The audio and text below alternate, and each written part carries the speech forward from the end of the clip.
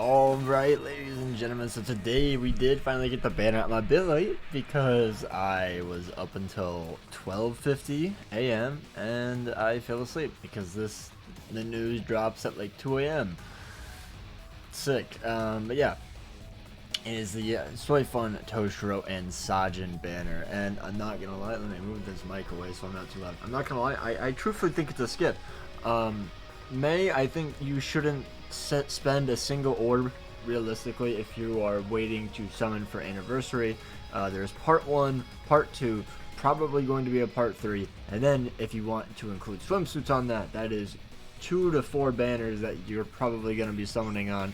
And let's be real, getting lucky in this game is pretty difficult, so I genuinely don't think this banner is worth it, and especially when we get down to the filler, you're gonna be like, oh, okay, well, I'm glad I'm skipping.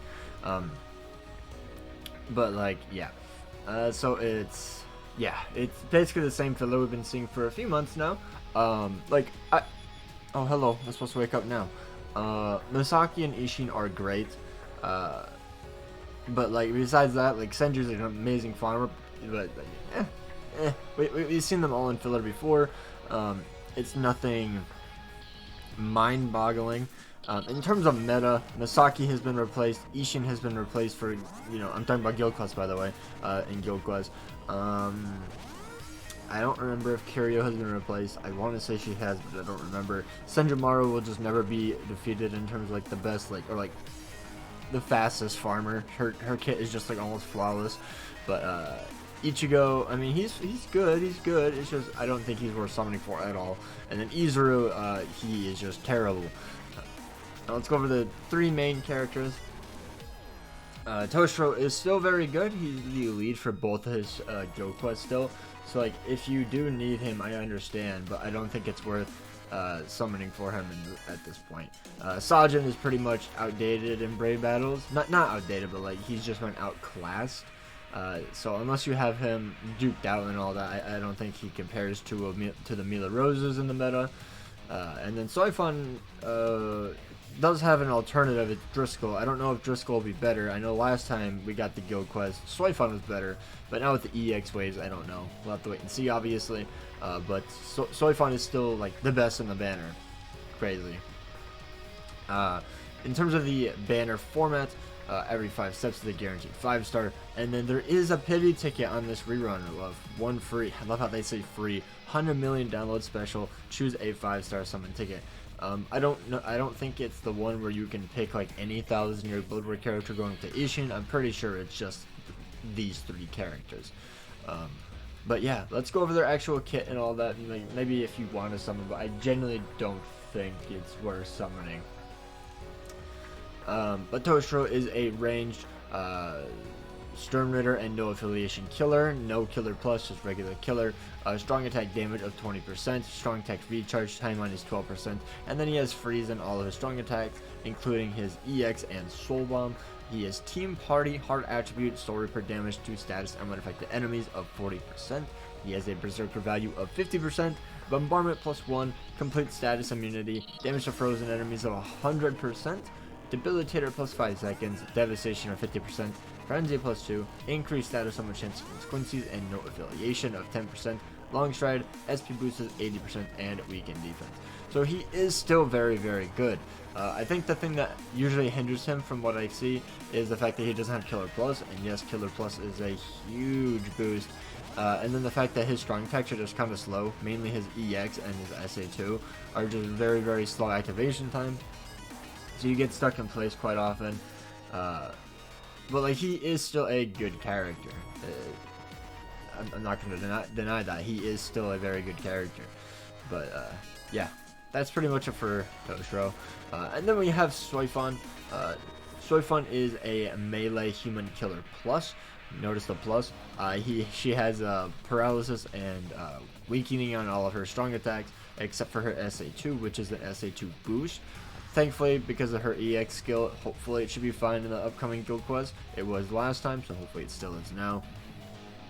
And then She has the 30% or 60% Berserker, 30% Booster, damage inflicted at full stamina of 20%, Debilitator plus 5 seconds, Devastation of 60%, Enhancer of 10 seconds, so that way you get the 43% attack, focus, and defense.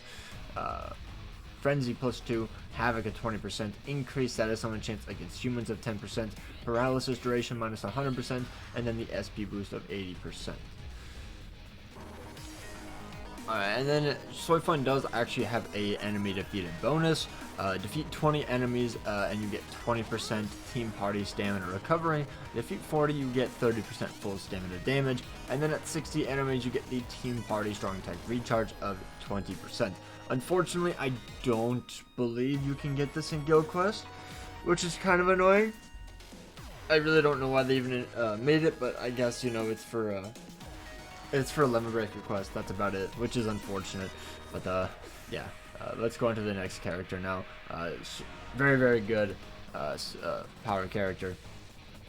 Onto Sajin, Brave Battle character. He is a melee Sturmritter and Captain Killer. Damage taken minus 21%. He has no status elements. Brave Battle's only block heart and mind attribute boost and debuffs. Persistence of 5 seconds. Prevent last hit survival. Half stamina decreased damage taken minus 50%. Half stamina only increased normal attack damage of 60%. Brave Battle temporary invincibility of 10 seconds. Flurry plus 3. Ignore Brave Battle invincibility. Long reach, pierce barrier, and poise. So he does have Flurry 3, which is pretty good. Unfortunately, he just has no Bruiser unless he gets below 50%. So that's where it's just kind of like, that's kind of unfortunate. But I mean, he's still a decent side in Guild Quest and still a good character in Brave Battles, especially if you do have him duped. It's just like, I don't recommend summoning, is all. And now we have Masaki. She is the ranged spotter lead for Guild Quest. SP boost of 40%. Also, she has been replaced by Okiura. I completely forgot for a second, but she has paralysis on all of her strong attacks. Team party power attribute Quincy damage to status and infected enemies of 40%. Berserker of 60%. Damage to paralyzed enemies of 40%. Debilitator of 5 seconds. Devastation of 60%. Frenzy plus 2. Havoc of 20. Increased status and chance against wrong cards. Poise. SP boost to 80%. And the recharge of 12%. So she has the 140% SP boost, which is pretty cool. It's just unfortunate that her strong attack kit just isn't the most fun to work with if you've used her before. 18% shave and then a SA2 barrage.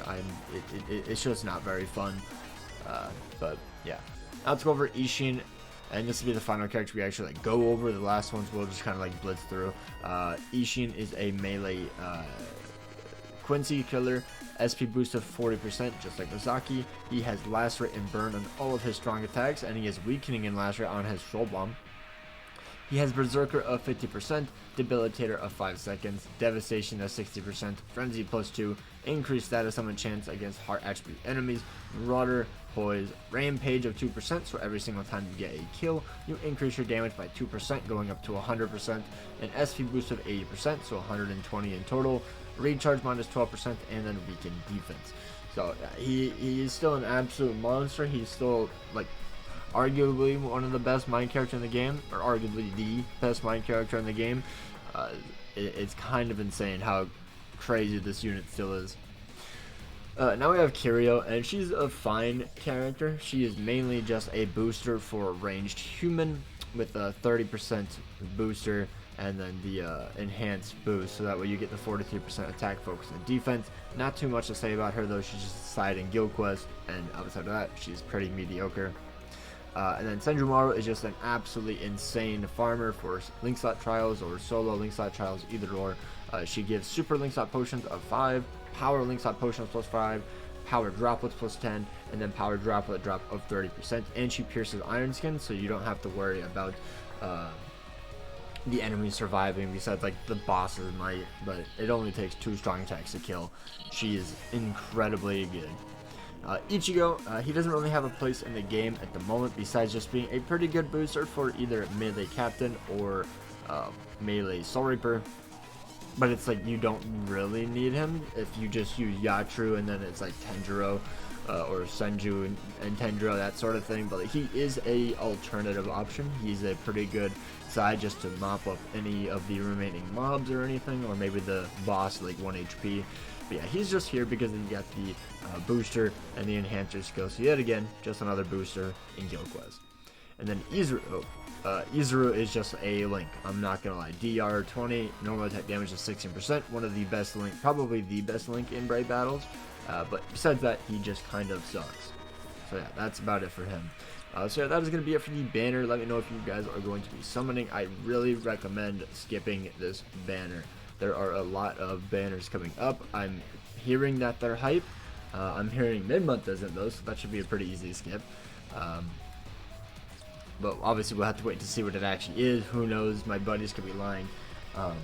But yeah, I'm saving for swimsuits or just June in general, and then July. And yeah, hopefully you guys enjoyed. Take care. Best of luck if you consider summoning, and peace out.